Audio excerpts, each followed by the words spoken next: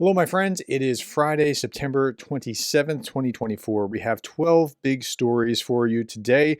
The biggest story is going to be Zelensky meeting with Donald Trump.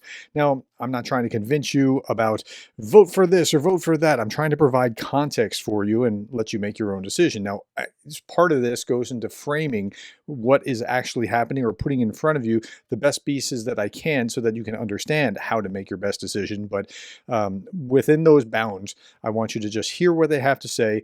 So you'll see about 2 minutes here when in their meeting beforehand and in a minute afterwards, and then we'll talk about it briefly. Say it a little louder, please. What are your expectations from this meeting? What do you expect to hear from Nothing.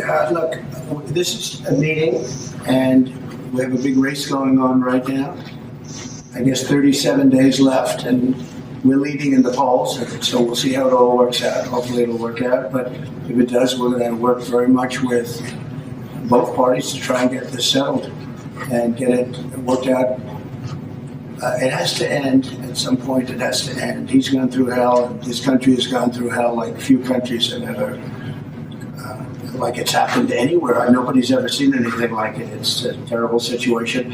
And I will say I have had a great relationship. It was very honorable. I don't even know if you know this, but when they did the impeachment hoax, it was a hoax, just a Democrat hoax, which we won.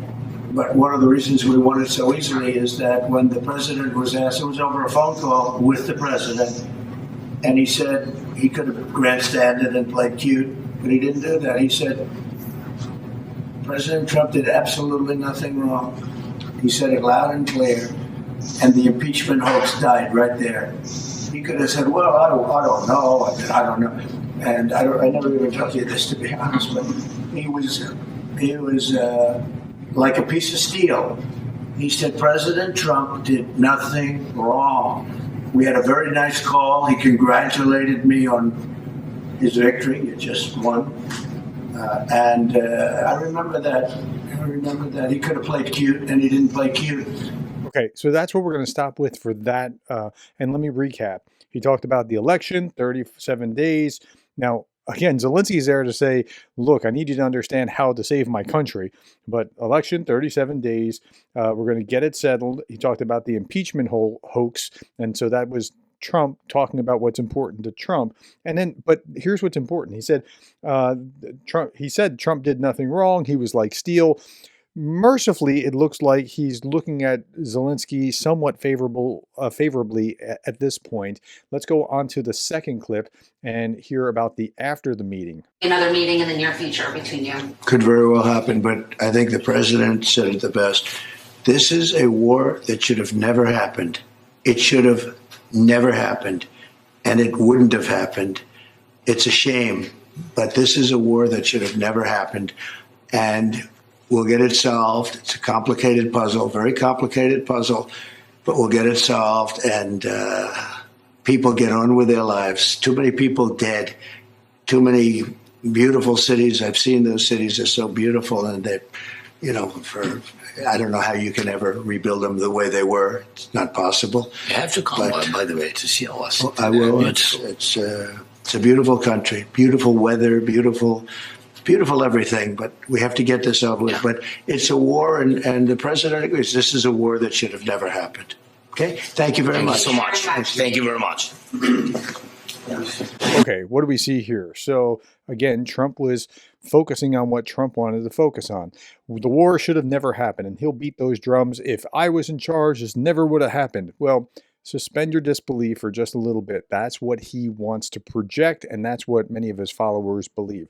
Okay, I'm not saying that that would not have happened if Trump had been in place. I'm just saying that's what he's trying to project. He talks about getting it solved, the beautiful cities, all these beautiful cities, how we're going to get them back. And Zelensky takes that time to invite him there right in front of the press conference. Oh, you need to come visit, right? And again, he goes back to should never have happened. I don't know what has come of this. I can only see these things from the outside. I don't know if it will have moved the needle in any significant way between Zelensky and Trump, but that's where we are. Okay, big story number two. We wouldn't do what Zelensky did 2.5 years ago because it is irresponsible, says an advisor to the Hungarian Prime Minister Orbán. He said that Ukraine should have abandoned the resistance in 2022 to reduce the number of casualties. So Hungary apparently it would have rolled over. So Russia, if you're looking for the next Moldova or Georgia or Ukraine, Hungary will just roll over and take it apparently. He entered into a defensive war with his country, and we see how many people died and how much territory was lost.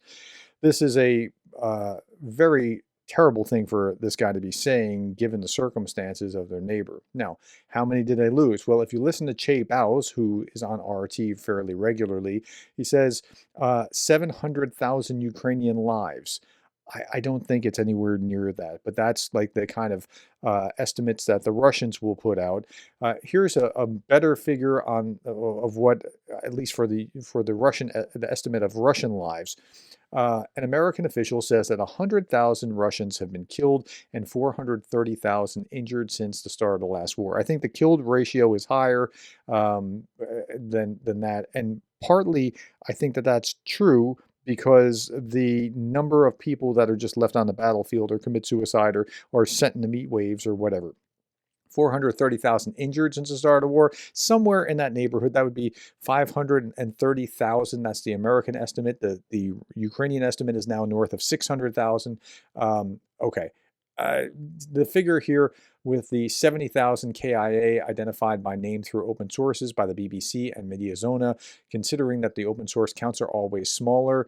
And now the way that they do that is obituary notices. But the Russians have been, I showed this the other day, have been just burying their dead out in Ukraine instead of actually bringing them back and then going through the processing and paying the families. So yeah, it's got to be higher than that in a significant way.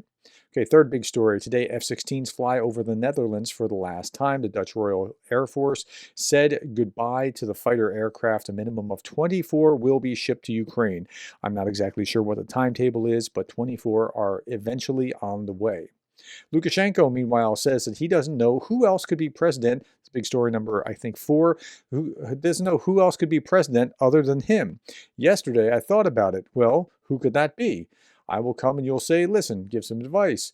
Who to support in this situation? Honestly, I don't know. He's a little full of himself, but that's what dictators are, and he's a longer reigning dictator than Putin. But here's some of the fun with Lukashenko. It's really interesting. Talking about his resume. First of all, I'm a historian, a real historian. I didn't want to be a historian. My mother-in-law made me. I wanted to be a journalist. I'm a professional soccer player. I graduated in economics. You're dealing with a Soviet photographer. I'm a good athlete in many sports. I graduated from the School of Lectures in Parallel. Did you play accordion as well? I played the accordion quite well. I was the head of the Zanate Society. I'm very familiar with camera work. I was the head of the student laboratory at the university. Okay, so we're learning a little bit about his resume. I've always been a foreign affairs specialist. I'm a border guard. When I was young, I was a concert host. What did they call them? Entertainer. Yes. Okay, so he's got quite a compelling resume. And of course, given that, of course, there's no one else that could do his job as well as him. Okay. Discord, big story number 5. Discord may be blocked in the Russian Federation, according to Russian media sources. YouTube just was blocked within the last month or so. It's reported that the service has been malfunctioning for several days, and it's planned to slow down like YouTube and then be blocked. Big story number 6. I can't show you what's actually happening here, but I'll pin this below. This is something you could watch endlessly. Russians humiliating Russians in the army. It's immediately clear that the atmosphere of true brotherhood and mutual support reigns in the Russian army. The touching relationships between soldiers and their commanders can bring a tear to the eye. So this commander is going to slap this soldier silly for whatever reason, and I'll put the video there. You don't really win friends and influence people when you do this sort of thing. Okay. Similarly, an 87-year-old Russian Dmitry Ginchky was beaten up on a bus for allegedly speaking out against PMC Wagner as killers of children. It's threatened with a search and criminal case for allegedly financing the Ukrainian army. Dmitry said that this morning he received a phone call from an unknown person who introduced himself as an employee of law enforcement agency. The caller threatened to search a criminal case because allegedly payments to certain Ukrainian organizations were being made from the pensioners' passport data. The 87-year-old Moscow resident considered him a fraudster and filed a report with the police. However, the unknown person did not demand any data or money from the pensioner. So on August 10, 2024, Dmitry was attacked on a bus in the center of Moscow for allegedly insulting the fighters of PMC Wagner, and these people on the bus were just like beating on the guy. I mean, it's just, I just can't fathom. Like, this guy's beating on an 87-year-old man and twisting his arm. Like, just not okay. And for what? Okay, next story. European leaders are saying something different and acting differently, which means their intelligence analysts are handing them different analysis. We seem predisposed to excessive fear of what Putin says and have been consistently wrong since Putin took power. That's right. We've been wrong about Putin, about his motivations, about what'll stop him since Putin took power. Adam Kinzinger says the same analysts who told us that we'd lose Kyiv in 3 days are now telling us how to win and not win a war they thought that would be over by now. Okay, give Ukraine long-range strike permission. Just do that. See how that works out for you. Can't be any worse. The Kremlin is reportedly reconsidering the effects of nuclear saber rattling as part of its efforts to influence ongoing Western policy debate about supporting Ukraine and specifically permitting Ukraine to use Western-provided weapons against military objects. Now, when you go down into this article, you'll find that what's happening is that Russian nuclear threats are starting to lose their power over Western officials because they keep doing it. And so, it's like the boy that cried wolf. It keeps happening and you're just kind of, yeah, they're not going to do it. So they know that that's happening. Meanwhile, we have Medvedev, who threatens small countries with Russian nuclear strikes, saying that NATO won't help them in time. Individual heads of military organizations and the general staffs of small states have agreed to the possibility of launching a preemptive strike against Russia. Well, what can I say? The more ridiculous a state is, the higher the arrogance of the particular crazy leaders of that state. There is nothing much to comment on here because when such statements are made, people should take into account only one thing. In the event, for example, that Russia uses tactical nuclear weapons against individual states that make such statements, there will be nothing left of them. Yes, Article 5 of the Washington Treaty may work, but the state will no longer exist. Well, that's charming. Okay, Trump. Trump is back with another sales gimmick. This is interesting. Trump collector's cards, check. Trump sneakers, check. Truth Social stock, check. Now, Trump watches for $100,000. Yes, you too could be the proud owner of a Trump watch that is personally signed by Trump. It's only $100,000, and this is not a hoax. This is actually a thing that he's doing. Okay, meanwhile, a different fundraiser. This morning, Jason J. Smart had the awesome chance to watch as NAFO, particularly the 69 Sniffing Brigade, gave Ukraine and its brave soldiers the tools to win, including tons of trucks and drones. Great fundraising by Anna from Ukraine and Jake Bro and others. And so you're seeing some of these being delivered. And now, if you're watching Greg Terry in my channel for the last few days, you're seeing our armored ambulances starting to be delivered as well. So that's good news. If you're watching if you were watching Greg Terry yesterday, you would have seen this stream, which is about Project 22. And after these armored vehicles have been delivered, talking about Pete and his life, Pete the medic, and talking about his last fundraiser, Project 22. And we really need to finish Project 22. And so right now, if you go, now again, the site is Project Tetiana. It is at donorbox.org / project-TETYANA, and it means 22.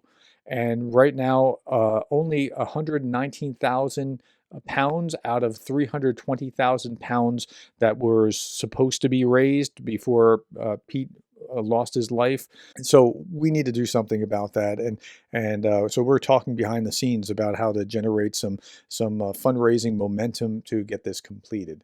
Last little thing I want to show you, Darth Putin says this: defending yourself / stopping genocide is a well-known warmongering technique. It's always best to leave people different to us to die. It's the peaceful choice. Whoever's writing this is just genius in pointing out what we're actually doing, or what the effects are of what we're actually doing. All right. Thank you, my friends. Thank you for the likes, the shares, the subscribes, and thank you for being the kind of person that cares about Ukraine.